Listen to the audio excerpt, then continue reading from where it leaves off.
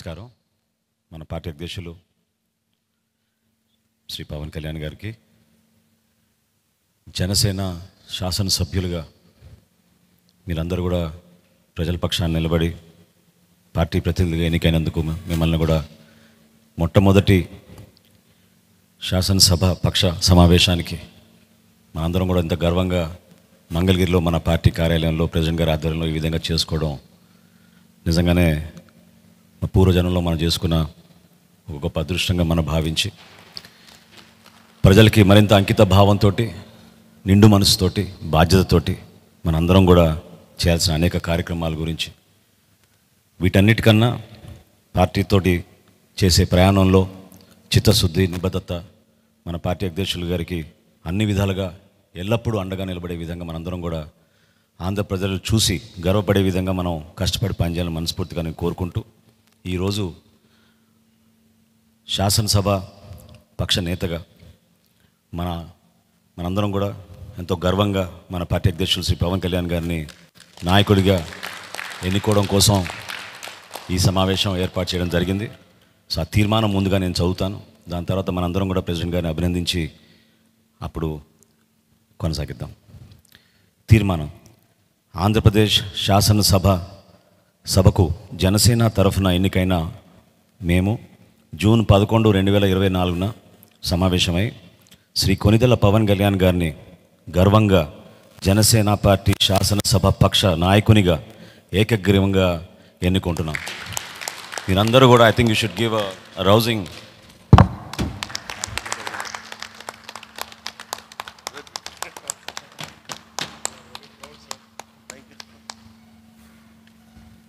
ఈ constitutional formality పూర్తయింది కాబట్టి ఇప్పుడు మన పార్టీ అధ్యక్షులు, అదేవిధంగా మన శాసనసభ పక్ష నేత మన పార్టీ అధ్యక్షులు శ్రీ పవన్ కళ్యాణ్ గారిని మాట్లాడమని రిక్వెస్ట్ చేస్తాం.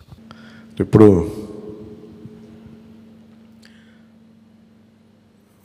పార్టీ నేతగా మాట్లాడటం అలవాటు అయిపోయి ప్రెసిడెంట్గా మన శాసనసభ పక్ష నాయకుడిగా మాట్లాడాలంటే కొత్తగా ఉంది. ఇప్పుడు గొడవలు పెట్టుకోవడం, మాట్లాడటం, సమస్యలు తీసుకురావడం. బట్ మీ అందరికీ అపూర్వమైన మెజారిటీలతోటి ఘన విజయం సాధించిన మీ అందరికీ, ప్రతి ఒక్కరికి పేరు పేరున నా హృదయపూర్వక అభినందనలు, ధన్యవాదాలు. ఈ సందర్భంలో మేము want to share few things. చాలా ఒంటరి ప్రయాణం చేశాం. జాతీయ స్థాయి నాయకులు కూడా ఢిల్లీలో వాళ్ళు అడుగుతుంది ఏంటంటే, నువ్వు ఎలా పార్టీ నడిపావు? పార్టీ నడపడం మాకు తెలుసు కదా, అధికారం ఒక గుర్తింపు ఉన్న జాతీయ స్థాయి పార్టీలో ఉండి అసలు అధికారం లేకపోతే ఎంత కష్టమో మాకు తెలుసు. అలాంటిది మీరు not even recognised party, just registered party, మీరు ఎలా సస్టైన్ చేశారు ఇంతకాలం? వాళ్ళకి నేను ఒకటే చెప్పాను, మేమంటే ప్రేమించే జన సైనికులు, వీర మహిళలు, జనసేన మద్దతుదారులు, వారి వల్ల మేము బలంగా నిలబడగలిగాం. ఒక తీర్మానం నా సైడ్ నుంచి ఏంటంటే, ఈ ఘన విజయానికి కారకులైన, అంటే దశాబ్దంగా అన్ని ఒడిదుడుకుల్ని ఎదుర్కొంటూ, దెబ్బతింటూ, క్షేత్రస్థాయిలో అన్ని రకాలుగా ఇబ్బందులు పడుతూ మనకి మద్దతు ఇచ్చిన జన సైనికులకి, వీర మహిళలకి, జనసేన నాయకులందరికీ కూడా వారికి నా మనస్ఫూర్తిగా నా అభినందనలు తెలియజేస్తూ ఉన్నాను. మీరు లేకపోతే ఈ రోజున ఈ విజయం ఉండేది కాదు. అలాగే ఈ విజయం అసలు మనం చేసిన పోరాటానికి ముగ్ధులై 2019లో తప్పు చేసాం, ఈసారి ఎట్టి పరిస్థితుల్లో మేము తప్పు చేయమని ప్రతి ఒక్కరూ ఒక 100 మందిలో కలిస్తే 100 మంది చెప్పేవాళ్ళు, ఒకళ్ళు కలిస్తే ఒకళ్ళు చెప్పేవాళ్ళు, ఏ మూలకెళ్ళి చెప్పేవాళ్ళు. ఈ రోజున మనందరికీ కూడా ఇంత భారీ మెజారిటీలు వచ్చినాయి అంటే మనల్ని నమ్మిన ప్రజలందరికీ హృదయపూర్వకంగా మన ఈ మీటింగ్ తరపు నుంచి నేను వారికి నా కృతజ్ఞతలు, అభినందనలు తెలియజేస్తున్నాను. మనకి వీ హ్యావ్ గ్రేట్ రెస్పాన్సిబిలిటీ. అంటే నేను మొన్నదాకా మాట్లాడుతున్నప్పుడు అదొక పొలిటికల్ రెటారిక్ అనిపించుకోవచ్చు, but I believed in that and I believe in that. అంటే we have to bring back accountability and politics. జవాబుదారీతనం తిరిగి రాజకీయాల్లోకి తీసుకురావాలి. గొడవ పెట్టుకునేటప్పుడు, అంటే మనోహర్ గారు మేము చాలాసార్లు మాట్లాడుకున్నప్పుడు cooperation and confrontation is a part of democracy. సహకారం, సంఘర్షణ, ఎప్పుడు సహకరించాలి, ఎప్పుడు సంఘర్షించాలి అనేది అది ఆ సమస్యలను బట్టి వాటిని బట్టి. అంతేగాని ప్రతిసారి పోయినసారి ప్రభుత్వానికి కూడా చెప్పాను, మేము చాలా కన్స్ట్రక్టివ్గా ఉంటామని వాళ్ళకి అర్థం చేసుకోలేదు నా మాట, నా డెమోక్రటిక్ స్పిరిట్ని వాళ్ళు అర్థం చేసుకోలేదు ఆ రోజున. అలాగే ఇది కక్ష సాధింపులకి సమయం కాదు. ఇది ఇంత ఘన విజయం ప్రజల నిర్మాణానికి లేదంటే వారికి అభివృద్ధికి, వారి అభ్యున్నతికి తప్ప ఇది ఒక వెండెట్ట గేయం కానీ లేదంటే పగా ప్రతీకారాలు తీర్చుకోవడానికి గతంలో ఇలా చేశారు కదా మనం ఇలా చేయాలి అలాంటి ఆలోచన ధోరణిని దయచేసి మనందరం దాన్ని ఎంకరేజ్ చేయకండి దయచేసి దాన్ని. అలాగే చాలా చాలా క్షేత్రస్థాయిలో ప్రతి ఒక్కరూ అందుబాటులో ఉన్నాం నాతో సహా. ఈరోజున జాతీయ స్థాయిలో మరి మనం సాధించిన విజయాలు కూడా చెప్పుకోవాలి. చాలామంది పొలిటికల్ పార్టీ ప్రారంభించారు, మూసేశారు భారతదేశం మొత్తం మీద. ఈవెన్ ఫ్రమ్ పంజాబ్ నుంచి ఎవరో వచ్చి మాట్లాడుతున్నారు, వాళ్ళ అకాలీదళ్ ఫ్యాక్షన్ ఒకటి. మా నాన్నగారు స్టార్ట్ చేశారు, మేము స్టార్ట్ చేసి ఇనిషియేట్ చేసి ఆఫ్ చేసేసుకోవాల్సి వచ్చిందని. మన ఎన్నికలకి మనం సాధించింది from a registered political party నుంచి రికగ్నైజ్డ్ పొలిటికల్ పార్టీ. అండ్ రెండు, నెవర్ బిఫోర్ ఇన్ భారత్ పోటీ చేసిన అన్ని స్థానాల్లో భారీ మెజారిటీలతోటి గెలుపొందటం 100% స్ట్రైకింగ్ రేట్, 100%. అంటే మన మీద ఎంత విశ్వసనీయత ఉంది, అంటే ఎంత విశ్వాసం ఉంది ప్రజలకి, ఎంత నమ్మారు, ఇది వాళ్ళు చేసి చూపించారు. 2019లో ఎలక్షన్లు అయిపోయిన వెంటనే మేము తప్పు చేసాం, మేము నీకు నిలబడతామని చెప్పి అది ఈ రోజున మనకి మద్దతుగా నిలిచిన ప్రజలందరికీ కూడా ఇంకొక మారు చాలా చాలా ప్రత్యేకమైన ధన్యవాదాలు. అలాగే 2 పార్లమెంట్లు పెట్టాం. అంటే దాదాపు మీరు చూస్తే 2 పార్లమెంట్లు మనం ఇవి తీసుకుని దాదాపు ఒక 45 స్థానాల్లో మనం ప్రభావితం ఉన్నట్టు మనం ఖచ్చితంగా డైరెక్ట్గా.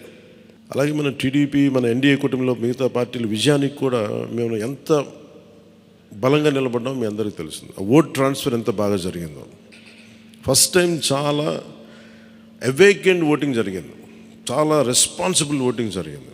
వీళ్ళందరూ న్యూ జనరేషన్. అసలు యువత ఎంత నమ్మారంటే అర్ధరాత్రి వాళ్ళకి 12 అయినా కానీ 11 అయినా కానీ ఆ ఎండలో మండుటెండలో నిలబడి మధ్యాహ్నం నుంచి వాళ్ళ క్యూలు వాళ్ళకి వంతు వచ్చే వరకు అలా నిలబడి మరి ఓట్లేసారు. అంటే ఇవన్నీ చాలా చాలా బాధ్యతనిచ్చాయి. అలాగే ఈరోజు మనం మాట్లాడుకున్నప్పుడు కూడా రేపు మన పవర్ షేరింగ్ ఏంటి ఇవన్నీ కూడా మీకు తెలియజేస్తాను.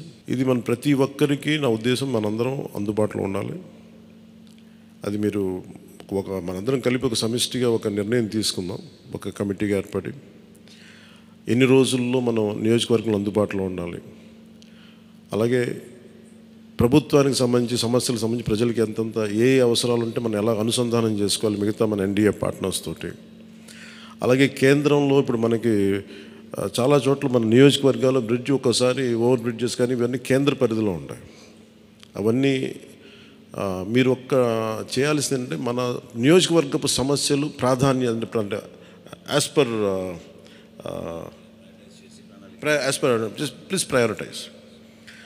ప్రయారిటైజ్ చేసి మనం కొన్ని కేంద్రం ద్వారా జరిపించాల్సినవి ఉంటే అది చేద్దాం. అలాగే ఇది మనం దేనికోసమైతే నిలబడ్డామో మాట ఇచ్చామో వాటికి నిలబడతాం. అలాగే పాలకొండకి మనం వెళ్ళినప్పుడు అక్కడ ఏనుగులు వచ్చి పంట పొలాలు ధ్వంసం చేస్తాయి. ప్రతి చిన్న సమస్య. అలాగే irrigation projects, minor irrigation projects వీటికి చాలా తక్కువ నిధులతోటి 20-25 కోట్లతో అయిపోయే పనులు చాలా ఉన్నాయి. అండ్ మేజర్గా మన ఎలక్షన్స్లో మనం చెప్పింది విద్య, వైద్యం, ఉపాధి, సాగునీరు, తాగునీరు అండ్ లా అండ్ ఆర్డర్. ప్రజల మాన ప్రాణ ఆస్తుల సంరక్షణకి మనం చాలా చాలా జవాబుదారీతనంగా ఉండాలి. అలాగే మనకిచ్చింది ఇది, ఎందుకంటే నెక్స్ట్ జనరేషన్ వచ్చింది, అది మనందరం అర్థం చేసుకోవాలి. పాత తరం రాజకీయాల్లాగా కూర్చోబెట్టి మనం పవర్ని ఎక్సర్సైజ్ చేస్తామంటే కుదరదు. ఎందుకంటే ప్రజలు ఎంత మద్దతుగా నిలబడ్డారో వాళ్ళు అంతే బలంతో మనం నిలదీయగలరు. అది మనం దయచేసి మర్చిపోతుంది. నాతో సహా నేను మర్చిపోదాన్ని. అందుకని లెటర్స్ బి వాళ్ళు ఒకసారి కోపంతో ఒక మాట మాట్లాడినా అసహనంతో అది మనం భరించాలి తప్ప. అలాగే విమర్శించేటప్పుడు కూడా దయచేసి అది పర్సనల్ అటాక్స్ ఎవరికి వెళ్ళకండి. వాళ్ళని మీరు చూశారు కదా, పోయినసారి ఆయన గత ప్రభుత్వాన్ని హ్యాండిల్ చేసిన ముఖ్యమంత్రి గారు ఎన్ని మాట్లాడి నేను ఎందుకు స్పందించలేదు వ్యక్తిగతంగా అంటే అది ఆ ప్రెసిడెంట్ ఆపేద్దామని మనం ఎక్కడ చేయాలి. అలాగే పార్టీ ఒకటి మనందరం చేయాల్సింది ఒకటి టైమ్స్, ఒకటి పంక్చువాలిటీ, సరైన సమయానికి రావడం. మీరు కావాలంటే గంట ముందు రండి. నైట్ 1:30, 2:30 అని పడుకునేటప్పటికి.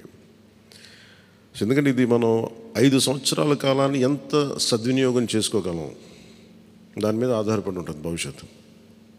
దయచేసి మనందరం నియమావళిని పాటిద్దాం. కొంత మనలో కూడా మనం వన్స్ ఇన్ ఎ వైల్ మనందరం కూర్చొని మేబీ ఓవర్ లంచ్, ఒక ఈవినింగ్ ఒక చాయ్ పే చర్చ లాగా ఏమేం చేయాలి. అలాగే మనం కూడా కొంత కలుపుగోలుతనం చూపించాలి మిగతా పార్టీలు, మన ఎన్డీఏ కానీ బీజేపీ, మన ఎన్డీఏ పార్ట్నర్స్ అందరికీ కూడా. అంటే మీరు మనం ప్రత్యేకించి మనం ఎక్స్క్లూజివ్గా ఉండకుండా అందరితో మమేకం అవ్వాలి. అట్ ద సేమ్ టైం మనం not losing our identity.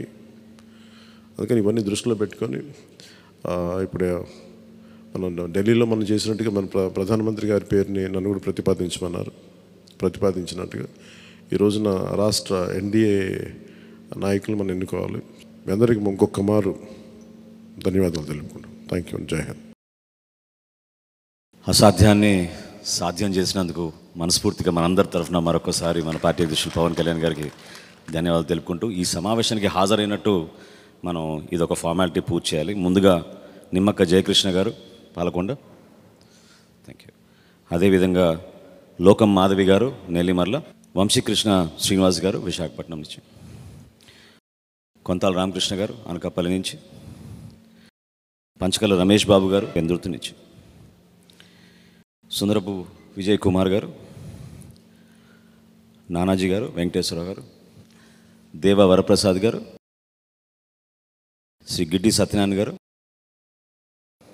Shri Battula Balaramakrishna గారు, శ్రీ కందుల దుర్గేష్ గారు, శ్రీ నాయకర్ గారు, శ్రీ రామాంజనేయులు గారు, శ్రీ బోల్సెట్ శ్రీను గారు, శ్రీ పచ్చమట్ల ధర్మరాజు గారు, శ్రీ బాలరాజు గారు, పెద్దలు బుద్ధప్రసాద్ గారు, శ్రీ ఆర్వ శ్రీధర్ గారు, ఆర్వ శ్రీనివాసులు గారు. సో మీరందరూ కూడా హాజరై సంతకాలు చేసి మన పార్టీ అధ్యక్షులు గారిని బలపరిచినందుకు మనస్ఫూర్తిగా మీకు ధన్యవాదాలు తెలుపుకుంటూ, ప్రెసిడెంట్ గారు అన్నట్టు మనం ఆ సమావేశానికి వెళ్ళాలి కాబట్టి ఈ సమావేశం ఇంతటితో ముగించుకుందాం. ముందు ప్రెసిడెంట్ గారికి సన్మానం చేద్దాం మనందరం కలిసి.